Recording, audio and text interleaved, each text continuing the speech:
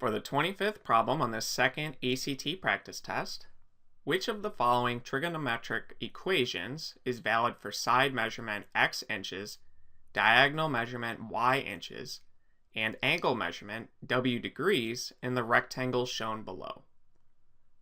So when dealing with trigonometry problems, what I recommend is to start by just writing the mnemonic SOHCAHTOA at the top of your page. So SOHCAHTOA. And this helpful mnemonic essentially contains all of the definitions of the sine, cosine, and tangent functions. So what I mean by that is, for instance, the tangent function. Let's say we want the tangent of some angle theta, and that's always going to be equal to the opposite divided by the adjacent. O stands for opposite, A for adjacent, and H stands for hypotenuse. So the tangent of theta is equal to the ratio of the opposite side divided by the adjacent side.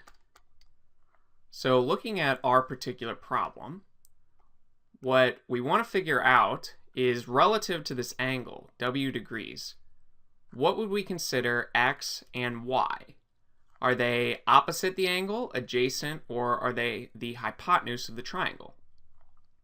And to answer that question, w degrees, looking opposite it, we find x.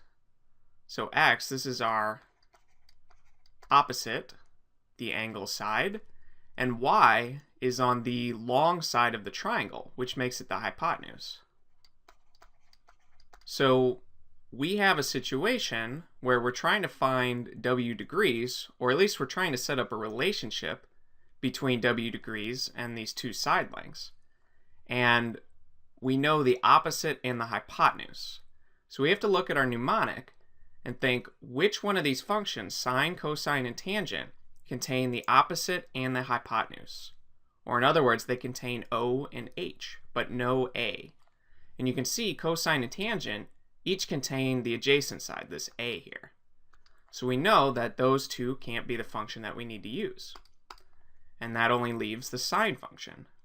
And if you write the definition of the sine function, the sine of some angle, which we'll just call theta for now, is equal to the ratio of the opposite divided by the hypotenuse. So it's the opposite side length divided by the hypotenuse side length. Now, all we have to do is essentially just substitute our values for the angle, the opposite side, and the hypotenuse. So doing that, we have the sine of our angle, which is this w degrees.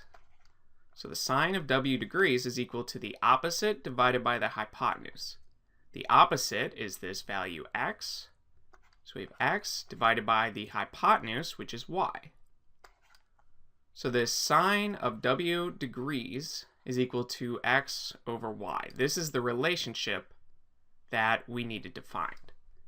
And you can see that that is choice letter D here.